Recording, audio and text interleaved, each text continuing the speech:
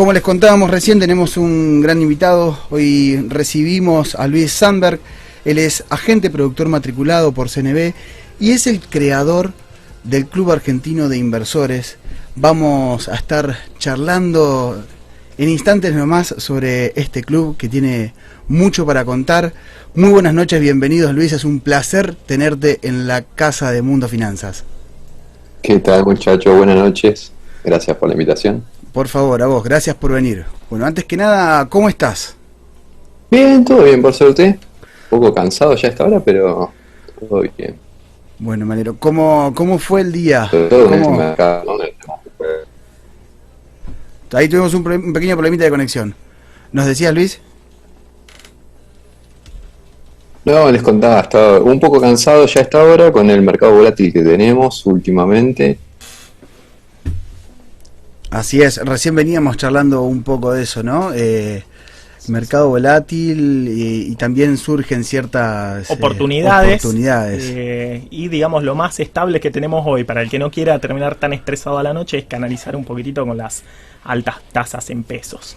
Pero bueno, aprovecho para saludarte, también Luis, yo soy Nacho, estuvimos en contacto. Y bueno, la invitación, digamos, llegamos porque Luis tiene la comunidad más grande de inversores en un Facebook o Meta, como lo quieren llamar ahora, con arriba de 50.000 miembros. Y bueno, me surgen varias inquietudes en base al grupo de, por ejemplo, ¿cuánto hace, Luis, que lo creaste? ¿Cómo surge la idea? Si nos podrías comentar un poquitito de eso. La idea fue una idea muy humilde, en el sentido de que lo único que quería era armar un grupito de analistas dentro de mi facultad. Yo estudié en la Facultad de Ingeniería de la UBA. Y mi idea era sumar 5 o 10 personas, 5 o 10 estudiantes de ingeniería, para analizar empresas. Sobre todo este tipo de empresas que son por ahí un poquito más complejas de analizar, como puede ser un YPF, un Pampa, ¿no? Sobre todo dentro del sector de energía, que es mi sector favorito. Y lleva mucho tiempo y hay que tener mucho conocimiento de esos temas, ¿no? Esa era la idea inicial, así que empecé con un pequeño grupo de Facebook. Justo en ese momento, cuando yo empezaba con esta idea, quien es ahora mi socio y amigo, Francisco West, empezaba con una idea similar en la Universidad de Moreno. Él estudiaba economía y se recibió de economista, y tenía una idea bastante similar. Nos pusimos en contacto, no nos conocíamos en ese momento, nos contactamos por las redes y nos dimos cuenta que compartíamos esa idea en particular y compartíamos también por ahí una visión más amplia de lo que tendría que ser el mercado de capitales en Argentina, ¿no? Que tendría que ser esta entidad que permita canalizar el ahorro de la gente, el ahorro de los argentinos en inversiones, ¿sí? Que se encuentren quienes tienen capital y quienes necesitan capital, ¿sí? Con esa idea, bueno, nos juntamos, empezamos a hacer encuentros en conjunto, juntamos economistas con ingenieros, así que una combinación un poco peligrosa al principio. ¿Presenciales esos encuentros? Presenciales, sí. Empezamos. El primer encuentro fue en un Starbucks en Capital. El segundo encuentro fue en la Universidad de Moreno, que amablemente nos prestaron un aula para poder hacer el encuentro. En ese segundo encuentro fue una persona que después se convirtió en una persona especial en mi vida, pues fue una chica que me gustó. Nos pusimos a hablar, nos terminamos casando unos años después, así que quien es hoy mi mujer, la conocí en uno de los encuentros del club. Así que más que un club de inversiones, es un club también para hacer un poco más que amistades, incluso también, ¿no? Luis, aquí Franco te saluda, un placer escucharte y te quiero preguntar cómo fue que pasaron de ese Starbucks a las 55.000 personas que son hoy, digamos, porque hoy si se tendrían que reunir tienen que ir al Monumental, una cosa así. Claro, tal cual. Sí, en realidad, sí, fueron pequeños pasos. Como les decía, empezamos en ese Starbucks al punto tal que llegamos a meter unas 50 personas más o menos en nuestro Starbucks. Es el Starbucks que está ahí cerquita del Obelisco, sobre Avenida Corrientes. Sí. Ahí nos terminaron echando, básicamente. Nos apagaban el aire acondicionado para que no vayamos en pleno verano. Más que nada porque vieron que el inversor es bastante agarrado, ¿no? Con el consumo, porque toda la plata que tiene la invierte. Entonces, claro, íbamos con un café y nos quedábamos 5 horas ocupando los lugares, no era negocio para el lugar. De ahí, bueno, nos mudamos a otro café que se llamaba El Vesubio, lamentablemente cerró hace poco, ahí también sobre Avenida Corrientes, un lugar histórico para lo que sí. es Buenos Aires. Ahí nos prestaban todo un piso entero para nosotros. Y con el correr del tiempo, bueno, dejó de tener sentido juntarnos en café, porque no es el ámbito más tranquilo para hablar de estos temas, y terminamos alquilando un local propio. Hoy en día es la sede del Club Argentino de Inversores, que está ahí en Montserrat, en el barrio de Montserrat. Tenemos un local a la calle, donde hacemos este tipo de encuentros hasta el día de hoy, y otro tipo de actividades también. ¿Sí? Tenemos charlas gratuitas para gente que se quiere empezar a meter en el tema, invitamos gente de empresas también para que presenten las compañías, todo con la idea de acercar a la gente al mercado y acercarla también a las empresas argentinas, ¿no? Es muy interesante. Luis, te quería consultar, esas charlas que dan, esas capacitaciones, ¿es abierta a todo el público? ¿Tienen un costo? ¿Cómo hay algunas y algunas? ¿Cómo lo van manejando? ¿Y desde cuándo lo empezaron a incorporar eso? ¿Ya el último año? ¿Ya hace varios años que lo vienen haciendo? Tenemos, digamos, todo lo que es la parte de capacitación, porque también empezamos todo un segmento de capacitación ya con cursos específicos, que obviamente esos ya tienen un costo, pero la mayor parte de esas actividades son gratuitas. Simplemente hacer que el mercado de capitales crezca. Excelente, Luis. Te pregunto, me voy unos pasos atrás a la pregunta, perdón, Mosca. No, dale. Me voy unos pasos atrás a la pregunta que hace Ignacio, porque, digamos, vos estabas estudiando ingeniería, si no entendí mal. Sí, correcto, ingeniería civil. ¿Qué relación tiene? Bueno, o sea, si bien por supuesto son empresas que como decías vos, tienen un perfil que al ingeniero le asienta bien, ¿por qué se te da por decir, che, bueno, quiero empezar a comprar? ¿Qué hiciste? ¿Querías comprar esas empresas? ¿Solamente querías analizarlas? ¿Por qué se te da por el lado de las finanzas y concretamente por esto acá? Sí, fue un poco accidental. Dentro de la carrera de ingeniería civil hay una materia que es economía para ingeniería. Es una materia que recursé unas 4 veces más o menos. También en retrospectiva y eran temas muy sencillos, pero realmente me costaba un montón salir del esquema de ingeniería y meterme en análisis de balances, por ejemplo. Pero bueno, después de recursarla muchas veces, le terminé agarrando un poquito el gustito y se me dio por hacer unos cursos fuera de lo que es la carrera. Los hice en la UTN de Economía y Finanzas para no especialistas, como para entender un poquito más sobre eso. En esos cursos se hablaba mucho sobre acciones, es un tema que uno a veces escuchó en alguna película o en algún momento lo leyó, pero por ahí nunca le prestó mucha atención. A mí me llamó un poco la atención y me metí en algunos cursos ya más específicos sobre mercado de capitales, y bueno, de a poco eso me fue desviando de la carrera de ingeniería para dedicarme ya íntegramente a finanzas. La realidad es que creo que es un tema que a todos, en mayor o menor medida, les tendría que interesar, en el sentido de que Argentina lamentablemente es un país complicado para cuidar el capital y que hablar para hacerlo crecer, si uno no tiene por lo menos ciertos conocimientos sobre estos temas, ¿no? Entonces todo el mundo, independientemente de a qué se dedica, debería conocer un poco sobre este mundo. Sin lugar a duda, de hecho, uno entiende que uno de los objetivos que tienen dentro del club es fomentar la educación financiera en Argentina, que no es detalle menor, ¿no, Luis? O sea, tiene que ver con un montón de cosas que nos atraviesan a los argentinos. Nosotros, acá desde Mundo Finanzas, desde el lugar que ocupamos y con más allá de todas las acciones que hacemos en la vida privada cada uno, el esfuerzo es de venir acá los miércoles y tratar de desasnar un poco muchas complejidades que hay, porque uno escucha finanzas y es como que automáticamente se dibuja toda una gran tabla de Excel que ya cansa con solo pensarlo. A quienes no éramos, porque a vos te pasa más o menos lo mismo que a mí, los chicos son de formación académica vinculados a las finanzas, vos venís del mundo de la ingeniería civil, yo vengo del mundo de la comunicación, de las relaciones públicas, de formación académica, y me terminé acercando al mundo de las finanzas en la pandemia, a través del ecosistema cripto, porque me enamoré de la blockchain básicamente. Y ahí, Luis, te quería hacer una consulta. ¿Qué nivel etario tenemos dentro del club? ¿Qué edad tiene la gente que se acerca al club a interesarse de las finanzas? ¿Ves posible achicar esa brecha o agrandarla?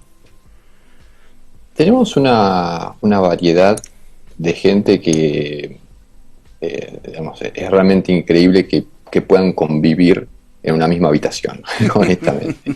Hablando de distintas edades, tenemos gente chicos que se han acercado al club con 14 años, con 13 años. 14 años, ya. Sí, Creo que sí. de lo más joven que hemos escuchado Totalmente. hasta hoy.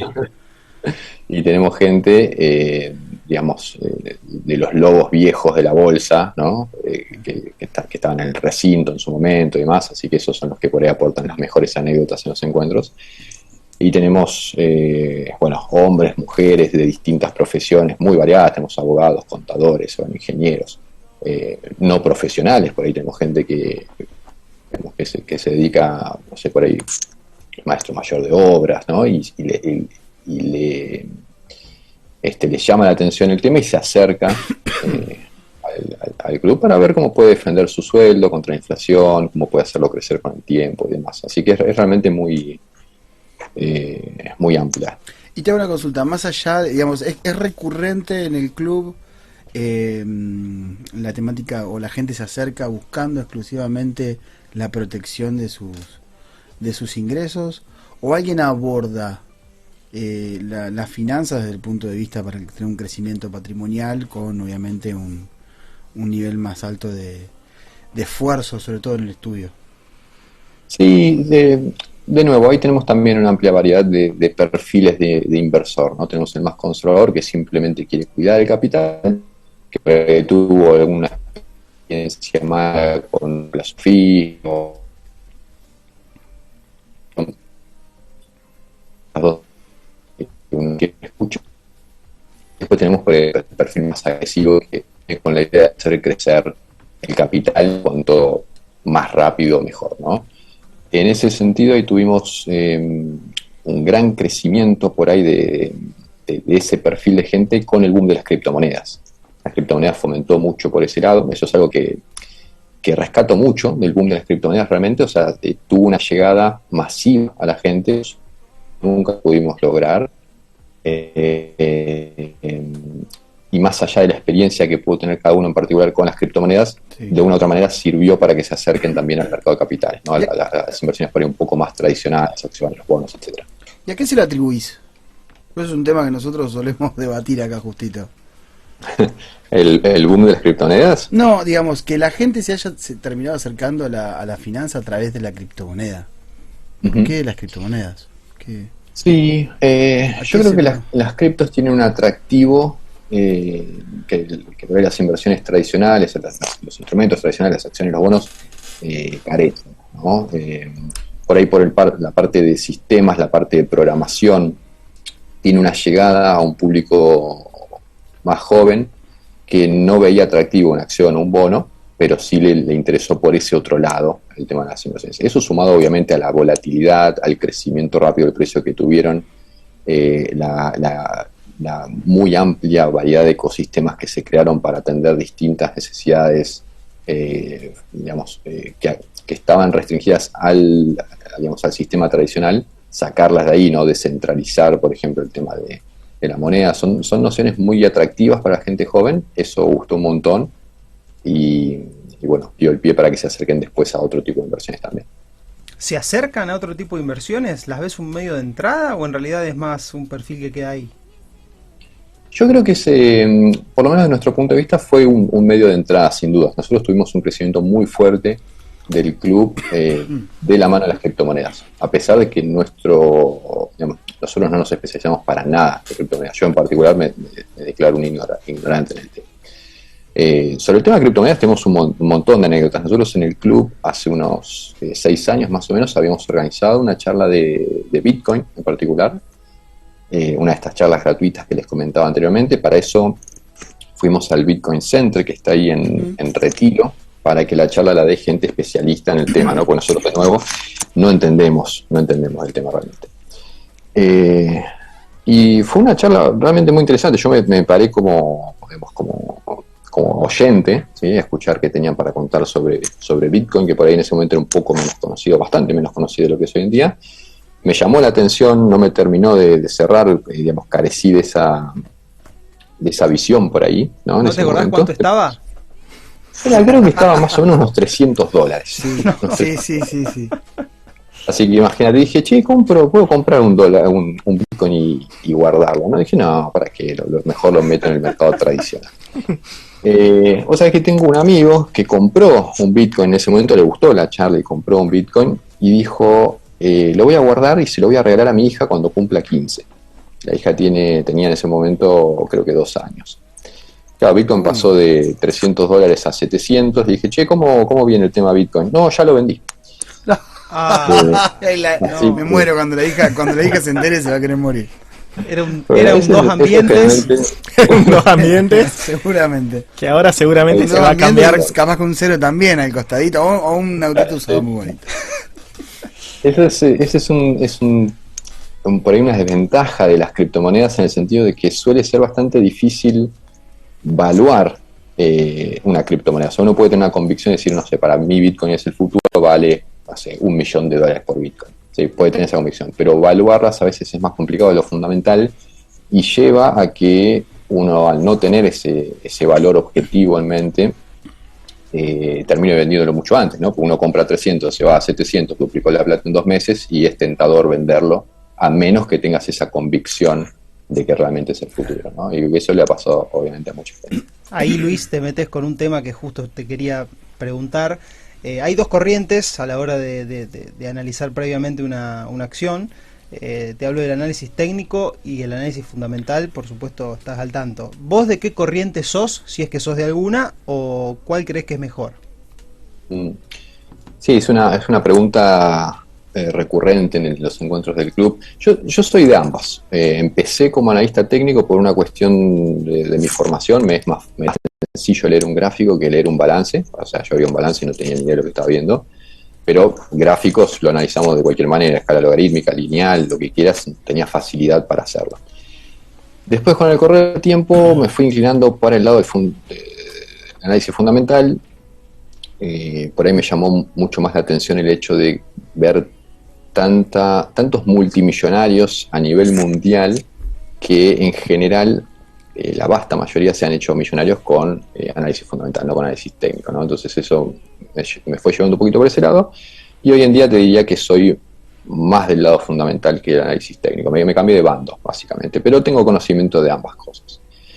Eso también, digamos, mutó mucho en el momento en que yo me empecé a tomar esto como un trabajo, ¿no? Claro. Digamos, hice el examen de idoneidad, me matriculé como asesor, etcétera. Ahí ya uno pasa a tener una cartera de clientes y pasa a tener una responsabilidad que es distinta que manejar una cartera propia, y ya el tema de análisis técnico por ahí ya es impráctico para manejar ese tipo de carteras. Pero bueno, yo creo que ambos análisis son útiles. Eso es algo que siempre destaco. Creo que por ahí el analista técnico puro, en el sentido de el que se toma el libro de Murphy al pie de la letra y dice, no tengo que conocer nada sobre el activo que estoy tradeando y lo único que tengo que mirar son los gráficos. Bueno, ahí diciendo un poco, creo que uno siempre tiene que tener cierto conocimiento de los fundamentos, es decir, tiene que entender qué es lo que está comprando y vendiendo, y después puede aplicar análisis técnico, porque así uno se puede ahorrar muchas sorpresas, ¿no? Digamos, conozco analistas técnicos, por ejemplo, que han comprado Carboclor, porque claro, no sé si la conocen, la empresa que se en bolsa. Sí, CARC, exactamente, la han comprado literalmente 5 minutos antes de que se congele la cotización por un llamado concurso de acreedores.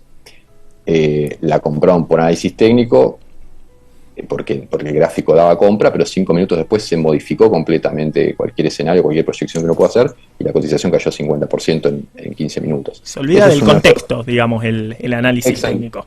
Luis, yo te quería consultar en análisis fundamental, como estabas diciendo, ¿cómo es tu análisis fundamental? ¿Se consiste solamente en ver los libros? O, por ejemplo, yo sé que te gusta ir bastante a Pampa, hay muchas fotos tuyas en Pampa. ¿Qué se trata? ¿De ir a visitar una empresa cuando vas? Si vas, un poquito, muy brevemente, lógicamente, ¿cómo sería tu análisis fundamental a la hora de... con la responsabilidad que lo haces y que antes nos mencionabas al seleccionar un activo? Sí, lo primero creo que es muy importante entender que cuando uno compra una acción está comprando participación en una empresa. Ese es el paso número uno. Y no hay que subestimarlo, en el sentido de que mucha gente compra una acción pensando que es un número que sube o baja, y eso es un error. Uno tiene que tomárselo como que está comprando una participación en una empresa, porque eso es lo que está haciendo. Y va a pasar a ser dueño de ese negocio. Una vez que uno entiende eso, ya se toma las inversiones de manera totalmente distinta. A partir de ahí uno puede ir a visitar los activos de la empresa, que es algo que nosotros siempre recomendamos porque lo hace más tangible y dice, no es un número en la pantalla que sube y baja, sino que son activos reales lo que estoy comprando. E ir a visitarlos ayuda mucho en ese sentido. Y después lo que es el análisis en sí, los balances, sin duda son un buen punto de partida, pero no hay que quedarse ahí. Uno tiene que ser capaz de hacer proyecciones hacia adelante. O sea, si uno, por ejemplo, se paraba en 2015 y agarraba cualquier balance del sector de energía, todos los balances estaban muy mal. Todas las empresas estaban destruidas en 2015. Pero uno lo que tenía que hacer es decir, no miro los balances que son información pasada, son una foto pasada de la empresa, sino que tengo que tener capacidad para poder proyectar hacia adelante. Y en 2015 pasó algo, en diciembre de 2015 pasó algo que claramente era un punto de inflexión para ese sector, que es un cambio en la administración del gobierno, ¿no? Si uno no hace esa proyección, se queda con que el sector está mal, pero si uno es capaz de ir 1 o 2 años en el futuro, de alguna manera, bueno, ahí tenías una oportunidad importante para invertir, ¿no? La famosa liberación de tarifas. Exactamente, tal cual, la liberación de tarifas, dolarización por ahí de todo lo que es generación de energía, etcétera. Hoy está pasando algo muy parecido, en el sentido de que todo lo que está pasando con el sector de gas en particular, hoy no está en los balances. Hoy Argentina es importador de gas licuado, le cuesta 6.000, 7.000, 8.000 millones de dólares al año importar gas. Y si te quedas con esa información, no invertís en el sector. Pero si vos podés proyectar a 1 o 2 años qué es lo que está pasando en el sector, bueno, por ahí llegas a una conclusión distinta, ¿no? O sea, en particular creo que hoy estamos frente a una oportunidad histórica de invertir en ese sector con potenciales rendimientos enormes. Excelente, Luis. Y a ver, vos lo decís, está perfecto y estoy muy de acuerdo. Que el futuro, digamos, por supuesto hay que mirar hacia adelante, pero ¿hasta dónde te parás? Por ejemplo, vamos con YPF. ¿Hasta dónde vos decías YPF buenísimo, ahora van a empezar a hacer gas licuado, lo de vaca muerta, está perfecto, pero ¿hasta dónde la comprás? ¿En qué precio te bajás? O digamos, ¿cuál sería el horizonte? Sí, bueno, YPF en particular es una empresa bastante compleja. Ahí no me animo por ahí a dar proyecciones de números. Ok, mal ejemplo, incógnitas. Sí, tenemos muchas incógnitas, digamos, hay varios juicios pendientes de resolución que pueden cambiar muchísimo el destino de la empresa. Digamos, para dejarlos tranquilos, creo hasta estos precios, sin dudas, pero tenemos un montón de cuestiones a resolver en el medio. Y a partir de ahí, lo que uno tiene que hacer Pampa, siempre en entonces, cualquier empresa. Bueno, vamos con Pampa. No, pero ojo, o sea, perdón que los corte. Pero también es importante lo que está diciendo, más allá del ejemplo. O sea, ¿qué hay que ver también? Che, la empresa tiene juicios, no tiene juicios. Hay muchas cosas o muchas veces no vamos a decir nada nuevo. O sea, muchas veces se barre la mugre, por así decirlo, abajo de la alfombra. Y creo que parte de un análisis fundamental es tener una mirada 360 lo más certera posible. En ese caso, Luis, si bien entiendo a lo que vas con el ejemplo, era vamos con Pampa, resalto y subrayo un poco eso, ¿no? La responsabilidad de ver el estado, digamos, de la empresa, cuál es su su relación, digamos, con el entorno. Y el contexto clave. político también, que acá en Argentina es un condicional fundamental también a la hora de invertir. Es uno de las otras alternativas que también hay que tener en cuenta y mirar el contexto un poquitito, sobre todo en un año donde ya se proyectan las elecciones del año que viene. Tal cual, Nachito. Bien, muchachos, les propongo una cosa. Vamos con la pregunta de Pampa y vamos a un pequeño corte, Luisito, porque estamos obligados y volvemos. Pero vamos con tu pregunta, Franquito. Cerramos con el ejemplo de Pampa, concretamente, Luis. Digamos, ¿qué es lo que se proyecta? ¿Por qué? Digamos, si bien la acción, Bien. igualmente también te recalco, es una de mis acciones favoritas, Pampa, de todo el panel, por varias cuestiones, pero bueno, no vienen al caso. O sea, la veo alcista también, pero digo hasta dónde y por qué. Bien, Pampa es una empresa que si se dan ciertos escenarios, ciertas condiciones, puede multiplicarse por varias veces el precio. Tengamos en cuenta que el año que viene, si todo va bien, entra en funcionamiento un nuevo gasoducto troncal, que es el famoso gasoducto Néstor Kirchner, que una vez completa esa obra en sus dos etapas, probablemente lleve 2 o 3 años llevarla a plena capacidad, está aumentando entre 60 y 70% la capacidad de evacuación de gas de la cuenca neuquina. Eso para Pampa implica que podría tranquilamente triplicar la producción de gas en los próximos 2 o 3 años. Lo que está pasando en el gas en particular es que se está aumentando ya la producción de gas. Pampa producía hace 2 años 7 millones de metros cúbicos por día, hoy produce 11,2, así que 55% más, y a partir de acá podría duplicar o triplicar la producción a partir de estos valores si entra en funcionamiento ese gasoducto. Pero además de aumentar la producción, estamos viendo un aumento significativo en los precios. Los precios del gas en 2020 eran $2,2 por millón de BTU, hoy se está exportando gas a Chile a 8, o sea, 4 veces más el precio. Entonces hablamos de duplicar o triplicar la producción y encima se cuadruplica el precio, y ventas es P por Q. Entonces vamos a tener un salto importantísimo en ventas y por lo tanto en EBITDA, ¿no? No solamente en Pampa, en otras empresas también, ¿sí? No quiero quedar como un fanático de esa empresa en particular, tenemos otras empresas en cartera también, pero sin dudas ahí se va a ver una diferencia importante. Sí, es que se construye el gasoducto y se termina en tiempo y forma. Excelente. Tal cual. Y ahí permitime sumarte algo a lo que decís porque me pasa. Y eso es, diría que es casi normal. O sea, muchas veces, no sé si a ustedes les pasa, pero a mí yo, digamos, Luis, vengo del mundo blockchain, como te decía. El análisis o el seguimiento que le hago a los proyectos muchas veces me llevan a enamorarme de tanto tiempo y cabeza que le metí, y a veces no tiene que ver con estar enamorado del proyecto fanatizado.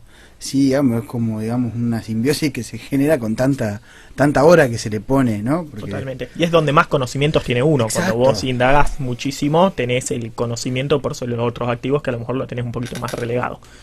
Quiero hacerte una pregunta, porque yo te comenté que estábamos hablando del mundo cripto. Dentro de tu cartera, ¿tenés cripto? No tengo criptos. Me rompiste el corazón, sabelo ya, sí, listo. Bueno, vamos a una pausa y volvemos. ¿Saben qué? Hoy mando yo.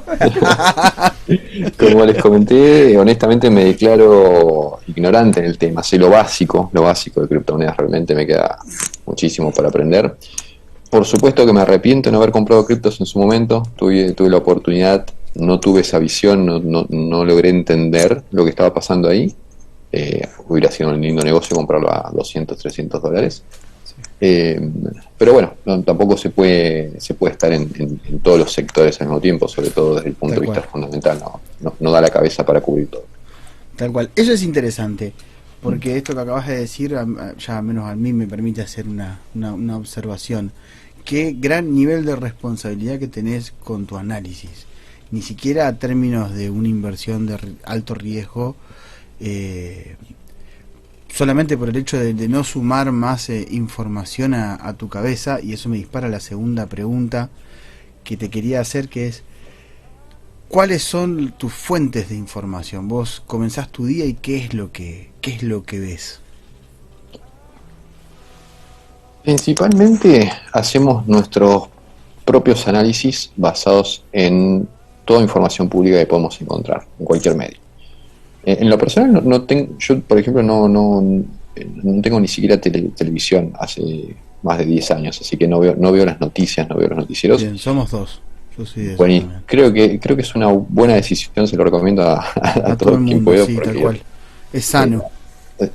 Es sano y te permite, digamos, ver la información de manera un poco más objetiva, ¿no? Uno siempre tiene sesgos, siempre tiene las subjetividades propias, pero por lo menos no estar influenciado por los noticieros ayuda bastante. Entonces recurrimos principalmente a los balances, tratamos de leer los 20F, que son los balances que se publican, digamos, bajo las normas SEC, o sea, las empresas que cotizan en Estados Unidos presentan ese balance que contiene mucha más información que los balances acá en Argentina. Tratamos de leer la letra chica y meternos en el detalle. Y algo que siempre recomiendo es buscar información, obviamente información pública, ¿no? En los lugares por ahí un poco menos tradicionales. Por ejemplo, ir a las asambleas y aprovechar el momento después de la asamblea, cuando termina el acto formal de la asamblea, y preguntar directamente al management o al directorio de la empresa las preguntas que uno crea que pueda tener cierta respuesta sin violar ningún reglamento, obviamente, ¿no? Por ejemplo, en el caso de Pampa en su momento había hecho una compra importante de Petrobras Argentina, y dentro de ese paquete había comprado 2 bloques en Venezuela, participación en 2 bloques petroleros en Venezuela, que en su momento, en los años 90, llegaron a producir algo así como el 50% de lo que produce Argentina de petróleo. O sea, eran bloques importantísimos en cuanto a la capacidad de producción. En una de las asambleas aprovechamos a preguntarle al management cómo veían esos bloques, si en algún momento iban a poder volver a ser productivos, ¿no? Por la situación actual de Venezuela. Tuvimos una respuesta negativa en ese caso, no veían grandes probabilidades de que eso pase, pero eso es información ya de por sí muy valiosa. En ese caso fue negativo, podría haber sido positivo, tal cual, y estábamos frente a una oportunidad importante que el mercado no estaba viendo, ¿no? Así que eso siempre aconsejo que lo hagan. ¿Cómo se llega, Luis, a ganar ese lugar de poder preguntarle? Me imagino que ya serás conocido por el management de Pampa. Y, a ver, te pregunto, ¿es solo Pampa? ¿O hay otras a las cuales vayas a las asambleas y demás? Bueno, me gusta mucho IRSA también, el grupo Cresut IRSA. Ahí por ahí siempre las opiniones sobre el grupo son un poco más polarizadas, un poco más polémico. Pero uno trata de ir a todas las asambleas. O sea, las asambleas es un evento de una vez al año. Entonces no cuesta nada reservarse 2 o 3 horas para ir. De paso también hay buena comida, así que la pasan bien, no es que es un problema. Y uno puede preguntar sin ningún título personal. O sea, uno termina la asamblea, eso sí, esperen a que termine la asamblea, porque durante la asamblea es un acto formal que se está grabando, está la CNB presente, entonces no molestemos al directorio en ese momento, pero una vez que termina eso, el director siempre está más que predispuesto a aceptar preguntas. De nuevo, preguntas lógicas, responsables, que uno pueda tener respuesta, no decirle cómo viene el balance que viene, y que no nos van a poder responder. Tal cual. Excelente. Luis, estamos Luis. Sí, estamos todos queriendo preguntarte, así que eso está muy bien. Yo me iba a seguir, no sé si alguno quiere seguir por el tema, yo iba a cambiar de tema, si no, te quería consultar sobre tus inicios como inversor ya personal. ¿Cómo en este mundo arrancaste contemporáneamente con el Club Argentino de Inversores? O, digamos, venís de larga data como inversor, y si te recordás cuál fue tu primera acción, digamos, que compraste, que es algo que le preguntamos generalmente a todos los invitados que vienen al programa. Sí, la primera acción que compré, si mal no recuerdo, fue Petrobras. Petrobras Brasil, que en ese momento cotizaba, no como se rubro, por lo que veo. Sí, en el mismo rubro. Los inicios como inversor fueron antes de la creación del Club Argentino de Inversores. No mucho antes, no es que invierto hace 20 años, invierto hace unos 10 años más o menos. Y profesionalmente, o por ella con un poco más de seriedad, hace unos 6 años más o menos. Excelente. ¿Recordás si la primera acción, la primera compra en Petrobras salió positiva, negativa? Mira, me parece que salió negativa, porque en ese momento... Estoy viendo el gráfico, difícilmente hayas ganado, porque Petrobras... Sí. En el 2012, digamos... No nos olvidemos que en 2016 Petrobras casi tiene ahí... no te digo que se funde, porque la empresa estaba sólida en ese sentido, pero tuvo una caída brutal en la bolsa, llegó a tocar, si mal no recuerdo, $2, una cosa por el estilo, así que difícilmente alguien podía hacer plata comprando previamente a esos años. ¿Qué te enseñó eso y qué puedes transmitir de esa primera experiencia? Tomarse las inversiones con seriedad, eso es importantísimo. Es muy fácil hoy en día comprar y vender acciones o cualquier otro activo, ¿sí? Criptomonedas, bonos, lo que sea. Con un clic uno compra y vende, y a veces uno nota que la gente opera fortunas de dinero que no operaría en otro tipo de activos, pero como la plata no es tangible cuando está en la cuenta, o uno simplemente ve un numerito, se tiende a hacer compras y ventas de cosas que por ahí no entiende, o compra y después pregunta.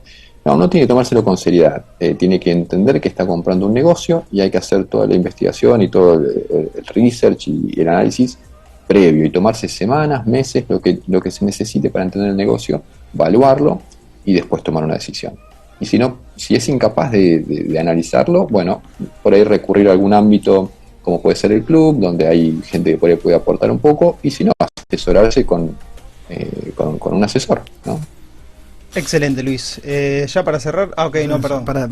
Hay más preguntas. Hoy me tocó, se hace un poquito más. Hay que alargarlo, estirarlo lo máximo posible este momento. Tengo una pregunta, porque vengo observando el tiempo que le dedicas, o sea, es como que algo que ya se repitió en varias respuestas, el tiempo, la seriedad. No te me puedes decir, Luis, yo no puedo terminar la entrevista sin antes preguntarte el manejo de las emociones. O sea, la primera fue a la pérdida. ¿Cómo es el tema? ¿Has tomado alguna capacitación? ¿Es un tema al cual abordás o es una cuestión ya natural propia de tu conducta, que sos una persona más racional y menos emocional a la hora de invertir? Porque eso es un problema que nos sucede a muchos, me incluyo. Yo soy una persona que la verdad trabajo sobre mis emociones porque a la hora de invertir las siento. Sí, es verdad, chicos. Y le agrego un extra a esa gran pregunta de Mosca: si te costó pasar de manejar y controlar las emociones con lo que es el capital propio a ya manejar encima capital de terceros, que le agrega todavía, en algunos casos o no, un plus también a las emociones, manejar dinero de terceros. ¿Un plus? Sí, sin dudas. Sí, me gusta que se hable de este tema porque es un tema importantísimo a la hora de invertir, el tema de saber controlar las emociones, mantener la cabeza fría, sobre todo en momentos por ahí que a todos nos toca vivir muy difíciles en el mercado, que por ahí nos agarran mal parados, nos agarra por ahí un cisne negro que nos deja un poco descolocados. En mi caso en particular no hice ninguna capacitación sobre el tema, pero sí sé que hay una amplia oferta de capacitación sobre este tema en particular, y digamos, en mi caso por ahí me ayuda un poco la personalidad y la formación también, ¿no? Por ahí ser metódico, digamos, además de haber estudiado ingeniería, soy técnico, así que esa parte de ser metódico y analizar la situación ya lo tengo por ahí un poco más incorporado, y por ahí otra persona no, pero creo que es importante capacitarse en eso, porque las emociones juegan un rol importantísimo en las inversiones, importantísimo. Y sí, pasar de lo que es el capital propio a manejar una cartera de clientes es un paso enorme.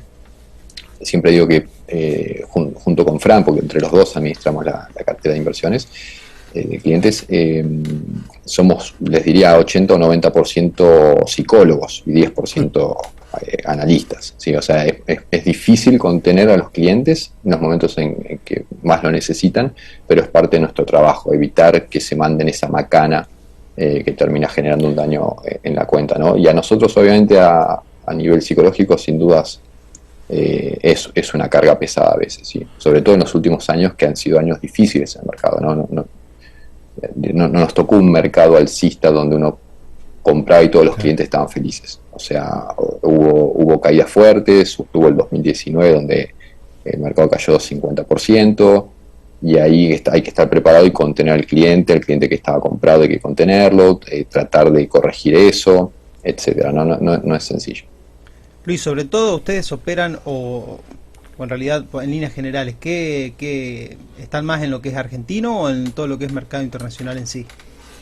Sí, nosotros estamos analizando todos los mercados que podemos, que nos da la cabeza, pero hoy en día nuestras carteras y carteras de los clientes están mayormente concentrados en Argentina, casi en su totalidad, les diría. ¿Por una razón en particular? Sí, una razón de rendimiento versus riesgo. O sea, 2020 para nosotros fue una oportunidad histórica en Argentina. Se dio una combinación de crisis sucesivas que llevaron a precios absolutamente ridículos algunas de las acciones argentinas y ofrecen retornos que no encontramos en otras partes del mundo, honestamente. O sea, tenemos empresas que no resisten análisis alguno. O sea, tenemos precios donde, en el caso de propiedades, el metro cuadrado cotiza a precios ridículos. En el caso de energía, tenemos empresas cotizando a 2 veces EBITDA. Entonces, es difícil encontrar ese tipo de oportunidades en otras partes del mundo. Mismo en dividendos. En el medio de la crisis tenemos empresas argentinas que pagan doble dígito de dividendos. Esos rendimientos no los encontramos hoy en día en otras partes del mundo. Hoy en día estamos por ahí mirando un poquito con más cariño Estados Unidos porque tuvo una corrección importante, entonces empiezan a asomar algunas oportunidades, pero todavía no vemos los rendimientos que vemos en Argentina. El día de mañana Argentina subirá, tendremos alguna crisis en otro mercado y podremos rotar la cartera y beneficiarnos con eso también. Excelente. Perfecto, Luis. Bueno, para ir cerrando, te quería decir si nos querés dejar alguna red social donde los inversores se puedan comunicar con vos, aclarar siempre y reiterar que el Club Argentino de Inversores es un grupo de Facebook donde pueden encontrar información gratuita para todas las personas que se quieren adentrar en la bolsa. Y bueno, ¿nos querés dejar tus redes personales, laborales, todo donde se puedan contactar con vos?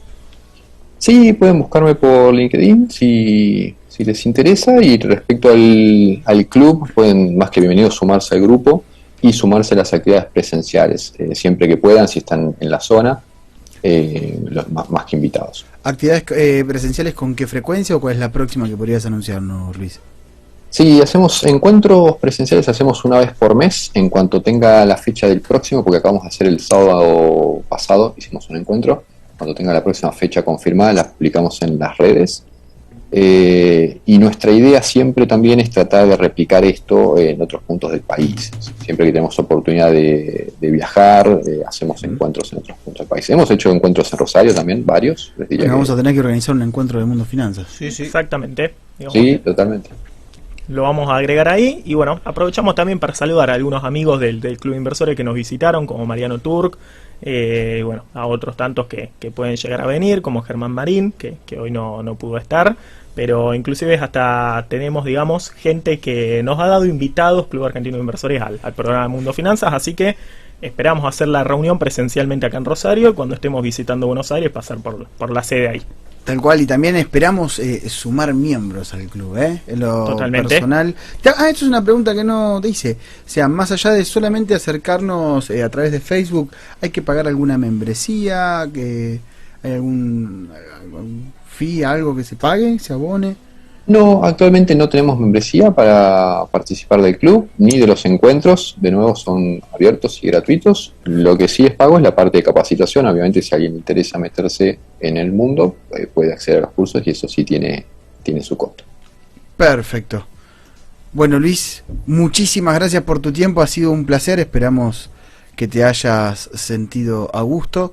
Cuando estés por Rosario, nos encantaría recibirte en el piso y seguramente estemos creando juntos un encuentro de Mundo Finanzas. Buenísimo, me encanta la idea. Muchas gracias por la invitación. Por favor, Luis, un abrazo grande. Un abrazo.